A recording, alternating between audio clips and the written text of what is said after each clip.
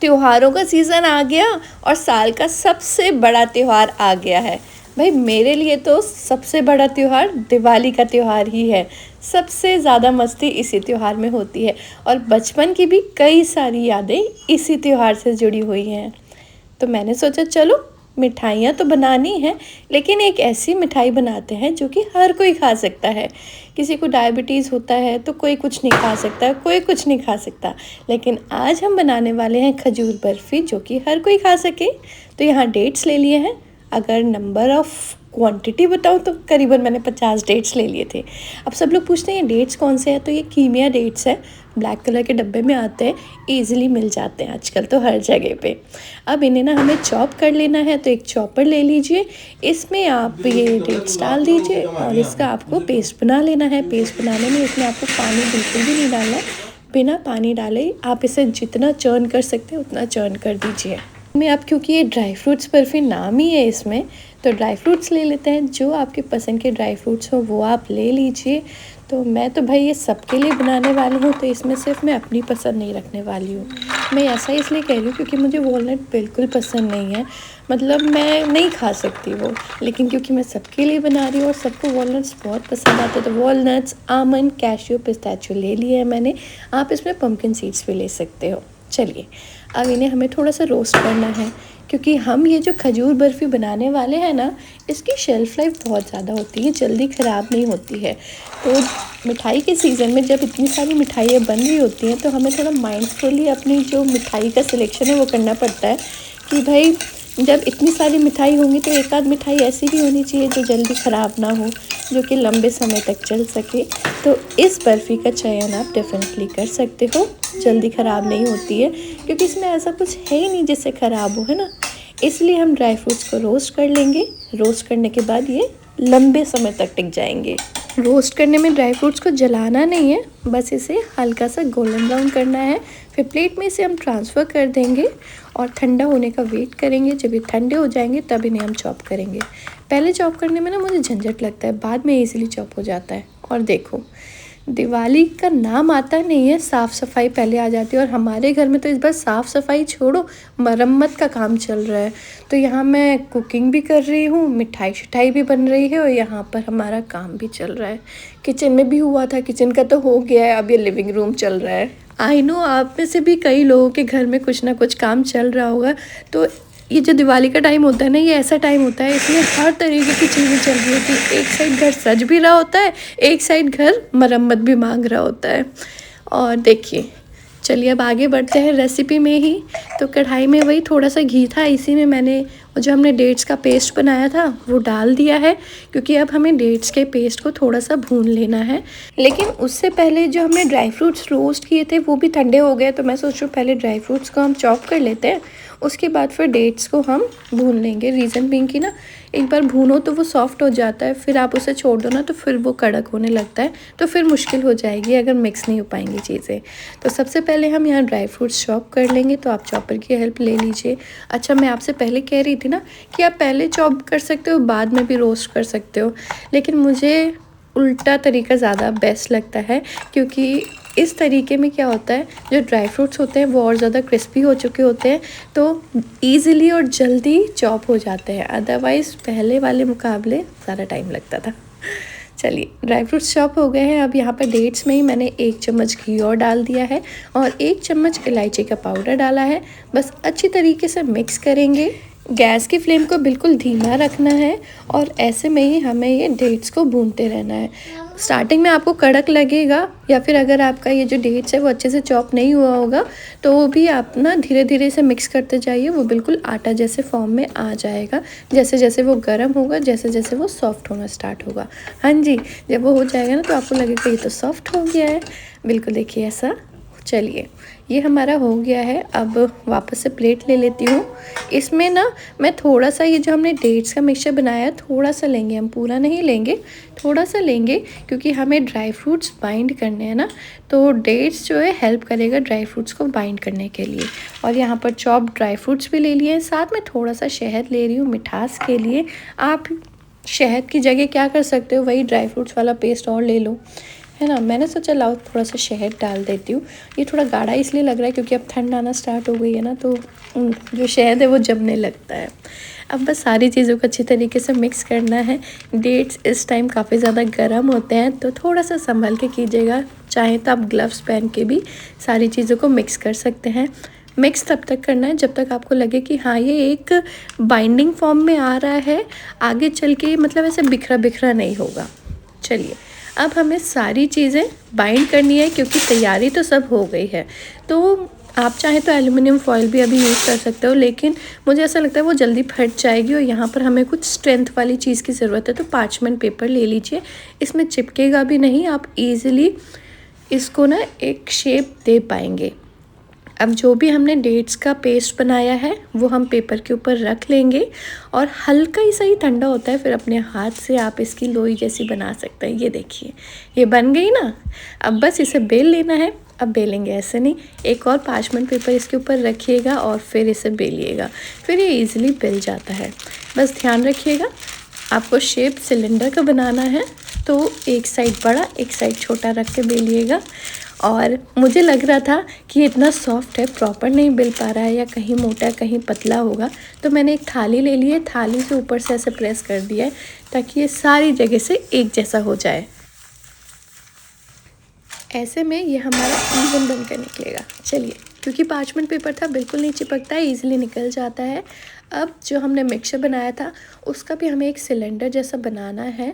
इस तरीके से लॉक टाइप का बना लीजिए और उस लॉक को हम ये डेट्स वाले रोटी के ऊपर रख देंगे। डेट्स की रोटी, वाह। चलिए इसी तरीके से करना है। ये एक हाफ़ में बना, फिर ये दूसरे हाफ़ में मैंने इसे बना लिया। अच्छा मोटा बनाइएगा क्योंकि अभी हम इसे रोल ऑन करेंगे ना, तो थोड़ा पतला अपने आप हो जाता है। चलिए अब इसे रोल करना है, तो बस पेपर के साथ ही उठाइए डेट्स वाली रोटी को और अच्छे से स्टिक कर दीजिए। बहुत जल्दी स्टिक हो जाता है। आपको लगेगा कि ये स्टिक नहीं हो पा रहा है, लेकिन बहुत ही इजीली स्टिक हो जाता है। और अगर आपको लग रहा है कि कॉर्नर्स में तो भाई ये प्रॉपर है ही नहीं, तो जो एक्सेस है डेट्स का पेस्ट उसको कॉर्नर में एडजस्ट कर लीजिए। ये देखिए, अब बस आपको इसे पार्चमेंट पेपर से कवर करना है प्रॉपरली। इसको मतलब रोल कर लीजिए आगे पीछे करते हुए, तो ये शेप में आ जाता है। बिल्कुल बढ़िया तरीके से आपका ये लॉग बनकर तैयार हो जाता है। अभी तो ये जो हमने लॉग बनाया है सिंपल सा दिख रहा है, इसे थोड़ा सा फैंसी दिखाने के लिए एक पैन में 2 चम्मच खसखस के दाने ले लिए हैं मैंने। इसे हल्का सा हम रोस्ट करेंगे ताकि इसमें कोई अनइवन या अनप्लेजेंट स्मेल होगी वो चली जाएगी। अब आप एक एल्युमिनियम फॉयल ले लीजिए या फिर पार्चमेंट पेपर कोई कंटिन्यू रख सकते हो, और इसमें हम ये पॉपी सीड्स ऊपर से डाल देंगे। पूरे इसमें बिखेर देना है ताकि हमारे लॉग अच्छी तरीके से इससे कवर कर पाए। और थोड़ा सा सुंदर दिखाने के लिए यहाँ पर मैंने पिस्ता की कतरन डाल दी है, क्योंकि कहीं कहीं हरा हरा दिखेगा तो वो डेफिनेटली अच्छा लगेगा। अब बस ये लॉग हमने इसके ऊपर रखा है और पूरे ही खसखस के दाने के ऊपर इसे हमें इस तरीके से आगे पीछे करके रोल करना है और ये फुल्ली कवर हो जाता है। दिखने में बहुत अच्छा लगता है, जब कंट्रास्ट आता है कलर्स का तो बिल्कुल वो फेस्टिव वाली वाइब आ जाती है। और इसी तरीके से बनाइए, कोई गेस नहीं कर पाएगा कि ये मिठाई आपने घर पे बनाई है। सबको लगेगा बाज़ार से लेकर आए हो। फिर आप बढ़िया तरीके से फ्लॉन्ट करते हुए कह सकते हो, अरे नहीं जी, प्योर चीज़ों से घर पर बनाई हुई खजूर बर्फ़ी है ये। और अगर रिकमेंड करना चाहो सोनल की रसोई को तो ज़रूर कर देना। और अगर अभी तक चैनल को लाइक शेयर सब्सक्राइब नहीं किया तो प्लीज़ कर दो, आई रिक्वेस्ट यू। यही मेरा दिवाली गिफ्ट हो जाएगा आप सभी की तरफ से। चलिए ये लॉग तो हमने प्रिपेयर कर लिया है। अब एल्युमिनियम फॉयल से ही इसे वापस से मैं कवर कर रही हूँ, क्योंकि इसे हम अभी नहीं कट करेंगे। इसे हम बिल्कुल ठंडा कर लेंगे और फिर इसे हम कट करेंगे, क्योंकि जब ठंडा हो जाएगा ना तो जो डेट्स है ना वो थोड़े कड़क हो जाएंगे। और जब वो कड़क हो जाएंगे आप इसे कट करोगे तो बिल्कुल शार्प एजेस बनकर आपकी ये खजूर बर्फ़ी कट हो जाएगी। तो इसे हम फ्रिज में रख देते हैं, करीबन 1 घंटा के लिए रखिएगा। ये अच्छे से ठंडा हो जाना चाहिए। और जब ये ठंडा हो गया था मैं वापस से आ गई थी किचन में। और चलिए, क्योंकि अब सब्र मुझसे भी नहीं हो रहा था इसे काटने का, तो मैं जल्दी से टूट पड़ी हूँ कि भाई चलो काटूँ। और इवन आशीष भी बहुत एक्साइटेड थे, बना रही हो जल्दी से खिलाओ, क्या बना रही हो। और ये लॉक देखो कितना मस्त लग रहा है, बिल्कुल परफेक्ट तरीके से सेट हो गया है। फिंगर क्रॉस करने की बिल्कुल ज़रूरत नहीं है, क्योंकि मुझे पूरी उम्मीद है ये बहुत अच्छी तरीके से कट कर निकलने वाला है। इसे कट करने के लिए आपको एक शार्प नाइफ़ की ज़रूरत पड़ेगी, और चाहे तो आप डायरेक्ट काट सकते हैं या फिर जिगजैग मोशन में भी इसे कट कर सकते हो, ताकि जो अंदर ड्राई फ्रूट्स हैं वो कट सकें। कभी कभी होता है अंदर ड्राई फ्रूट्स प्रॉपर नहीं कट पाते, इस कारण से आपको जिगजैग में काटना पड़ता है, तो भी आपकी ये जो मिठाई है प्रॉपर तरीके से कट कर निकलेगी। ये देखिए हमारी ये बर्फ़ी कितनी सुंदर दिख रही है, बिल्कुल लग रहा है ना हल्दीराम से लाई हुई, हल्दीराम को टक्कर देने वाली। तो इस दिवाली घर पे बनाइए मिठाई, आप भी खाइए, घर वालों को खिलाइए, पड़ोसियों को खिलाइए, रिश्तेदारों को खिलाइए, जिसको खिलाना है उसे खिलाइए, लेकिन घर की बनी हुई मिठाई खाइए और शुद्धता को परोसिए। ये तो मेरी खजूर बर्फ़ी तैयार है, चलिए अब कर लेते हैं इसकी प्लेटिंग। और ये देखिए, मुझे जल्दी से बताओ अब कमेंट सेक्शन में कि ये हमारी खजूर बर्फ़ी कैसी लग रही है। और इस तरीके से प्लेटिंग कीजिए, दिवाली है भाई, कलर शोशा तो होना ही चाहिए, है ना। तो बस बनाइए, खाइए और एंजॉय कीजिए।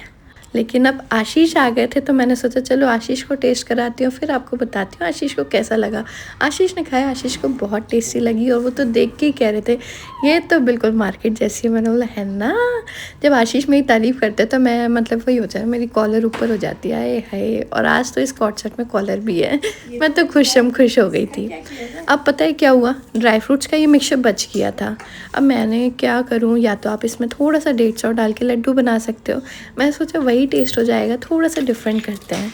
तो थोड़ा सा डिफरेंट करने के उससे आप बोलोगे कितनी मिठाई बनाओगी, अरे भाई दिवाली है और मुझे भी ससुराल भी जाना है, लेकर जाऊंगी ना ढेर सारी मिठाई। तो बस एक पैन में थोड़ा सा घी ले लिया है, 1 कप दूध ले लिया है। ध्यान रखिएगा अभी गैस की फ्लेम बंद है, ऑन नहीं की है मैंने गैस। और इसमें हम मिल्क पाउडर डाल देंगे, 1 कप मिल्क पाउडर ले लिया है। नेस्ले वाला जो मिल्क पाउडर आता है ना, मैंने वही लिया है, क्योंकि आप सब पूछोगे कौन सा लिया है। अब बस एक बारी जो मिल्क पाउडर है वो अच्छी तरीके से मिक्स हो जाए, फिर इसमें हम पिसी हुई चीनी भी डाल देंगे। तो 1 कप पिसी हुई चीनी मैंने इसमें डाल दी है, और साथ में ही इसमें हम डाल देंगे नारियल का बुरादा। तो यहाँ पर 1 कप नारियल का बुरादा मैंने डाला है, और नारियल का बुरादा डालने के बाद फिर हम गैस ऑन करेंगे और कंटिन्यूसली इसे मिक्स करते रहेंगे, ताकि ये जलने ना पाए, क्योंकि बहुत जल्दी जल जाएगा। तो इसे कंटिन्यूसली मिक्स कीजिए। स्टार्टिंग में आपको लगेगा कि काफ़ी ज़्यादा लिक्विड ही है, लेकिन with time, with in 5 minutes ये गाढ़ा हो जाता है और एक डो फॉर्म में आ जाता है। ये देखिए, बोला था ना ये रेडी हो जाता है। अब इसमें स्वाद के लिए थोड़ा सा इलायची पाउडर और थोड़ा सा घी डाल रही हूँ। अच्छी तरीके से मिक्स करेंगे। ये जो हमने मिक्सचर बनाया ना, इससे आप नारियल के लड्डू भी बना सकते हो, लेकिन हमारे पास तो अभी एक और चीज़ है ना, वो है ये ड्राई फ्रूट्स वाला मिक्सचर। इसमें मैं क्या कर रही हूँ, थोड़ा सा मैंने इसमें गुलकंद डाल दिया है, ताकि वो गुलकंद वाला फ्लेवर आ जाए, और फिर इसे हम वापस से मिक्स कर देंगे। तो ये हमारा ड्राई फ्रूट्स वाला मिक्सचर रेडी है बर्फ़ी में जाने के लिए। अब एक आप बर्फ़ी जमाने वाली ट्रे ले लीजिए, इसमें पार्चमेंट पेपर नीचे लगा दीजिए, उसके ऊपर हम ये ड्राई फ्रूट्स वाली लेयर लगा देंगे और अच्छी तरीके से पूरी उसमें फैला देंगे। ज़्यादा मोटी नहीं रखेंगे, पतली ही रखना है। और फिर इसके ऊपर ये जो हमने नारियल की बर्फ़ी का मिक्सचर बनाया है वो हम अच्छी तरीके से मिक्स कर देंगे। तो ये जो बर्फ़ी होने वाली है, इसमें नारियल की बर्फ़ी का भी स्वाद आएगा, ड्राई फ्रूट्स का भी स्वाद आएगा, तो हर तरीके का स्वाद आ जाएगा। तो एक बार आप इस तरीके से भी ट्राई कर सकते हो। अगर आप पहली वाली बर्फ़ी नहीं बनाना चाहते हो तो इस तरीके से दूसरी वाली बनाकर ट्राई कीजिए। अब बस ये जब बिल्कुल ठंडा हो जाएगा फिर इसे हम कट करेंगे। चलिए, ये बर्फ़ी हमारी ठंडी हो गई है। अब इसे डिमोल्ड कैसे करना है, एक चॉपिंग बोर्ड ले लीजिए और इसके ऊपर चॉपिंग बोर्ड रखिए और इसे टर्न कर दीजिए, क्योंकि हम चाहते हैं कि जो ड्राई फ्रूट्स वाली लेयर हो ना वो ऊपर हो। मैंने अपसाइड डाउन इसलिए स्टार्टिंग में इसलिए किया है क्योंकि जो नारियल वाला मिक्सचर होता है वो सॉफ्ट होता है, उसके बाद ऊपर ना हम प्रॉपरली ड्राई फ्रूट्स वाला मिक्सचर जमा नहीं पाते, इसलिए ड्राई फ्रूट्स मैंने नीचे रखे थे और नारियल ऊपर रखा था। लेकिन सर्व करते टाइम हम नारियल नीचे रखेंगे और ड्राई फ्रूट्स ऊपर रखेंगे। भाई ड्राई फ्रूट्स खर्चे, लोगों को दिखना तो चाहिए कि हम उन्हें कितनी अच्छी मिठाई खिला रहे हैं। अब बस इसे छोटे छोटे पीसेस में कट कर लीजिए और सर्व कीजिए। आई होप आपके गेस्ट को ना ये रेसिपी बहुत पसंद आएगी। क्योंकि इसमें नारियल है तो इसे आपको एक हफ्ते में फिनिश करना होगा, अदरवाइज़ ये जल्दी ख़राब हो जाती है। खुश रहिए और खुशियाँ बांटिए। आप सभी को दिवाली की ढेर सारी शुभकामनाएं। हैप्पी दिवाली। आई होप आपको ये वीडियो अच्छा लगा होगा। एंजॉय।